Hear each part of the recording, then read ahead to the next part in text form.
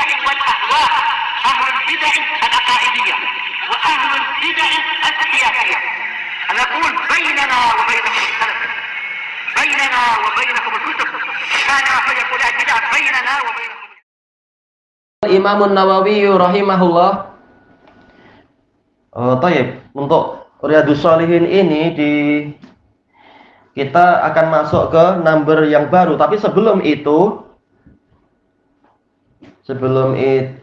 ada anak yang kurang kemarin untuk yang number 634, ketika case apa itu Umar bin Khattab radhiyallahu an memberikan semacam brim insya Allah istilahnya brim ya atau apa itu, yaitu untuk yang muhajirin itu mendapatkan berapa waktu itu 4.000 dirham, sementara untuk anaknya sendiri hanya 3.500. Ana menyebutkan mungkin tahunan atau mungkin bulanan, tapi telah dijelaskan berdasarkan beberapa riwayat, kata Al-Hafidh, ini adalah tahunan. Walaupun ada bantuan-bantuan yang lain, tapi yang disebutkan dalam hadis ini adalah bantuan tahunan, dalam setahun dapat sekian, bukan yang bulanan. Sejak dulu memang sudah ada ya istilah BRIM atau apa, pola-pola macam itu, dan ini memang kewajiban pemerintah. Namanya pemerintah adalah orang tua untuk satu negara. Orang tua memang apa? Memang wajib untuk membantu menafkahi keluarga keluarga besar. Subsidi ya, jadi subsidi, betul. Kan sudah berjanji, rakyat didahulukan, ya sudah dahulukan. Tinggal apa? Dilanjutkan amanah itu, pelaksanaannya. Sekarang kita masuk ke hadis yang baru. Qala Imam Nawawi rahimahullahu taala, al-haditsus samin wa salasun ba'da sittimi'ah, 638. Wa anhu radhiyallahu an, dari yang sebelumnya itu Abu Sa'id. Dari Abu Sa'id Al-Khudri radhiyallahu anhu qala Rasulullah sallallahu alaihi wasallam, Rasulullah sallallahu alaihi wasallam bersabda, yushiku ayyakuna khairam malil muslim ghanam. Hampir saja harta terbaik yang dimiliki oleh seorang muslim adalah kambing. Tapi kambing yang bagaimana? Yattabi'u biha sya'afal jibal, yang dengan kambing-kambing tadi dia mengikuti celah-celah gunung. Sya'afnya itu apa? Bagian atas. Gunung yang paling tinggi, mengejar gunung yang tertinggi. Wa mawaqi al-qatar, dan tempat jatuhnya tetesan air. Yafirru bidinihi minal fitan. Tujuannya apa? Dia membawa lari agamanya menjauh dari fitnah-fitnah. Rawahul Bukhari. Wa sya'aful jibal a'laha, maksudnya adalah bagian tertinggi dari gunung. Ini masuk dalam pembahasan uzlah, yaitu menjauh dari kerusakan-kerusakan. Di sini Rasulullah SAW bersabda, yushik, hampir. Menunjukkan apa? Bukanlah ini yang terbaik, tapi hampir terbaik. Mungkin apa? Nomor 2 dan sebagainya. Yaitu apa? Hampir yang terbaik adalah yang menjauh dari kerusakan. Menjauh dari kerusakan umat manusia. Orang ini menyendiri. Lalu yang terbaik apa? Telah kita lewati dalam hadis Abu Sa'id yang sebelumnya. Yang terbaik adalah yang berjihad, mengorbankan jiwa dan hartanya di jalan Allah. Kenapa? Karena kalau jihad ini manfaatnya untuk diri sendiri dan untuk kaum muslimin dan untuk agama Allah. Sementara kalau yang kedua ini dia menyelamatkan orang lain dari gangguan dirinya sendiri dan dia sendiri selamat dari gangguan orang lain. Jelas manfaatnya bagus, tapi yang terbaik adalah yang berjihad tadi untuk kemaslahatan yang sangat meluas. Tapi tak mengapa, belum tentu dalam 1 tahun atau 1 hari kita mampu, kita mendapatkan kesempatan jihad fisabilillah, jihad yang polanya adalah pola yang ma'ruf itu, pola perang atau dan sebagainya. Walaupun ada, Allah kasih kemudahan dengan pola jihad-jihad yang lain, jihad dengan lisan, dengan tulisan, dengan penyebaran rekaman, itu juga bagian dari jihad. Dan tetap itu yang terbaik. Cuma yang lain juga sangat bagus, yaitu kita membawa harta kita untuk menjauh dari kerusakan umat manusia. Maka di sini Rasulullah mengatakan hampir-hampir harta seorang muslim yang terbaik adalah yang disebutkan itu. Sekarang di sini Rasulullah tidak mengatakan manusia secara umum, tapi muslim saja. Ya, karena orang muslim inilah yang diharapkan mampu dan mau mentasarufkan hartanya pada kebaikan, mentadbir, mengurusi hartanya untuk yang baik-baik. Bukan ketika duit banyak tahu-tahu digunakan untuk minum khamr atau untuk investment di perjudian atau untuk jalan-jalan ke Las Vegas mungkin, atau naudzubillah ke tempat perzinaan atau apa, bukan. Tapi hartanya digunakan untuk kebaikan, untuk nafkah terbaik, yaitu nafkah untuk diri sendiri dan keluarga, lalu untuk membantu tetangga, membantu fakir miskin, membantu fisabilillah dan sebagainya. Maka tatkala seorang muslim itulah yang tahu kemana harus memanfaatkan hartanya itu sebagai bentuk syukur pada Allah, maka ini khusus untuk muslim memang. Harta orang kafir tidak banyak diharapkan. Kemudian di sini Rasulullah menyebutkan yaitu kambing. Kenapa bukan unta atau lembu? Walaupun itu pun bagus. Cuma ini adalah yang paling mudahnya. Karena apa? Kalau unta dan lembu dibawa naik ke puncak Everest, susah kita. Gimana bawa naik? Bawa diri sendiri aja susah. Makanya yang mudah yaitu apa? Kambing. Apalagi dalil tentang masalah keutamaan memelihara kambing itu lebih banyak daripada dalil yang menunjukkan keutamaan masalah lembu dan unta.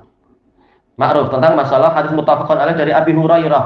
Bahkan apa? Rasulullah mengatakan was-sakinatu wal waqar inda ashabil ghanam. Ketenangan dan juga ketawaduan itu ada pada pemilik kambing. Kemudian apa? Wal fakhru wal khuyala inda ashabil fadadin ashabil baqar. Sementara kesombongan dan keangkuhan itu dimiliki oleh pemilik onta dan lembu. Menunjukkan apa? Kambing lebih baik. Demikian pula dalil-dalil yang lain. Keberkahan ada pada ghanam. Makanya ini disebutkan. Walaupun yang lain halal saja, yang penting kita menjaga jangan sampai tertular oleh karakter hewan-hewan tadi. Nah, untuk kambing memang cenderung apa? Tawaduk dia. Baik. Jadi kalau punya anak cepat, faedah memang faedah. Baik. Dan dari sisi susunya juga bagus. Apa itu istilahnya alkali. Sementara yang lain rata-rata adalah asid. Memang dia berkahnya jauh lebih banyak kambing itu. Dulu di Damas ada orang yang batuk-batuk terus sakit perut, obat ini obat itu tak berjaya. Lalu apa dikasih tahu? Pakai kambing aja, pakai apa itu susu kambing. Alhamdulillah keluarga Syekh Yahya ada yang memelihara kambing. Ternyata boleh dibeli susunya. Tapi tak ya belilah free aja, ya sudah. Habis itu apa langsung sembuh teman saya itu. Memang bagus dia susu kambing, bagus. Baik. Sebagian habis minum susu kambing langsung apa berhayal pengen kawin. Nah, ini case lain. Itu faedah yang lain. Baik, intinya adalah ini Rasulullah menyebutkan kambing bukan pembatasan, tapi ada isyarat memang ini yang bagus dan ini yang lebih mudah dan seterusnya. Ghanam ini jamak dari syah, makanya biha. Baik, hanya punya satu, alhamdulillah. Punya banyak, alhamdulillah. Sya'afal jibal, yaitu di puncak-puncak gunung. Ini bukan syaratnya harus apa betul-betul di puncak tertinggi, mungkin dari Gunung Jerai atau gunung apa tak. Tapi intinya adalah menjauh dari perkara-perkara yang akan membawa kerusakan. Walaupun dia tidak betul-betul di puncak gunung, tapi memang rumahnya jauh dari pemukiman masyarakat, ini pun boleh untuk uzlah.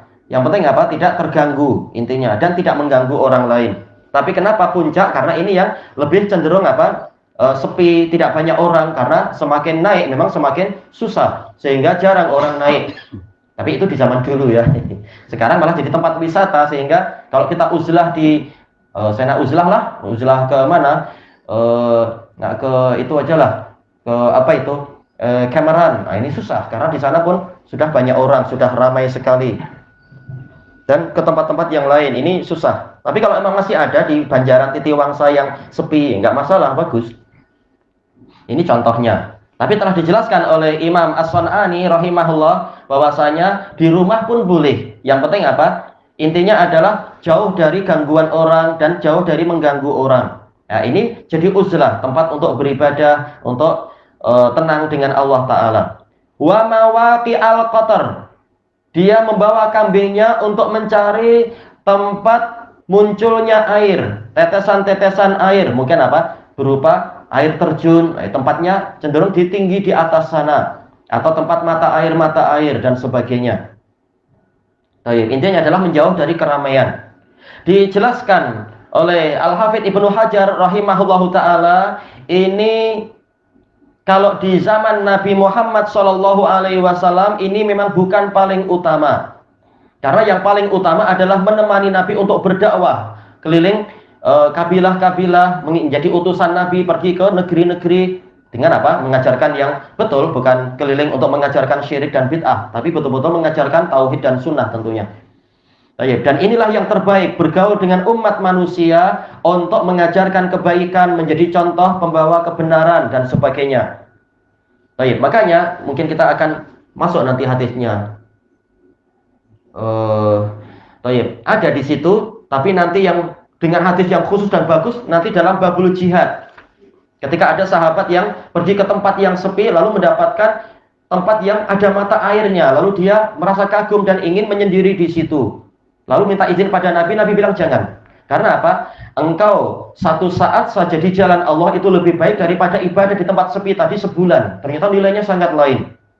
Walaupun itu sangat bagus, tapi apa? Jihad walaupun hanya satu saat itu ternyata mampu melampaui ibadah 1 bulan. Kalau engkau sendirian. Menunjukkan untuk di masa Nabi yang terbaik adalah menyertai Nabi untuk berjihad, berdakwah, kumpul dengan masyarakat dan sebagainya. Lalu Al-Hafidz Ibnu Hajar mengatakan, adapun setelah wafatnya Nabi, maka keadaan itu berbeza sesuai dengan situasinya. Ketika pemerintah menyuruh untuk jihad, maka jihad itulah yang terbaik. Ketika sedang tidak ada jihad, maka apa? Dakwah, kumpul dengan masyarakat, itu yang terbaik. Adapun kalau keadaan sedang kacau, keadaan penuh dengan fitnah, maka yang terbaik adalah memang apa? Kita menyendiri di gunung-gunung atau di lembah-lembah yang sepi, di dekat mata air atau di tempat yang dekat dengan air terjun. Itu malah sedap ya di situ sebenarnya. Suka kita ikut mandi dah panas-panas macam ini. Tapi dijelaskan oleh Al-Hafidz tetap dengan syarat kalau tiba waktunya sholat berjamaah tetap kumpul dengan masyarakat. Karena apa? Jelas pahalanya lain. Kita sholat sendirian, pahalanya 1. Walaupun tetap dilipatkan 10. Tapi kalau sholat dengan berjamaah di masjid jami, di masjid jamaah, maka pahalanya 27 kali lipat. Maksudnya nilainya 27 kali lipat. Sementara satu kebaikan itu 10. Berarti apa? Tinggal dikalikan 10 lagi. Demikian pula ketika Jumat, harus apa? Sholat Jumat. Jumat bersama masyarakat. Bukan malah sendirian. Dia khotibnya, dia muadzinnya, dia mukimnya, dan dia juga makmum. Gimana jadi imam dan makmum? Tetap dia harus kumpul dengan masyarakat untuk sholat Jumat dan seterusnya. Makanya keadaannya lihat situasinya. Demikian pula kata Al-Hafidz, kalau dia memang mampu memenuhi keperluannya sendiri, maka disunahkan untuk tidak banyak kumpul-kumpul di pasar. Tapi kalau dia tidak mampu, maka memang apa? Para salaf sendiri pergi ke pasar, para nabi juga pergi ke pasar, memenuhi keperluan lalu balik. Cuma apa? Kata beliau, tetap meninggalkan fudulus suhbah, yaitu persahabatan yang berlebihan. Harusnya cukup 1 jam di pasar, lalu apa? 24 jam. Nah, ini tak boleh macam itu. Lalu di mana engkau mengkhususkan diri untuk Allah kalau demikian? Sebenarnya cukup bicara dengan orang 1 jam. Ternyata apa? Milih 24 jam 50 menit. Untuk apa macam itu? Gimana 24 jam bicara terus? Jadi sesuai keperluan. Jadi uzlahnya adalah meninggalkan sesuatu yang tidak diperlukan dengan umat manusia. Tujuannya apa intinya? Yaitu membawa lari agamanya agar terhindar dari fitnah. Jadi nggak boleh setelah dia merampok bank, oh saya uzlah lah. Enggak, itu bukan uzlah. Engkau lari dari polis saja itu. Nah, itu bukan uzlah namanya. Uzlahmu di dalam penjara aja jadi panduan. Nah, tobat di situ. Ilahuna wallahu a'lam. Untuk yang kitab kelima lain hari insyaallah. Subhanakallahumma wa bihamdika la ilaha illa anta astaghfiruka wa atubu ilaik. Walhamdulillahirabbil alamin. Jazakumullahu khairan.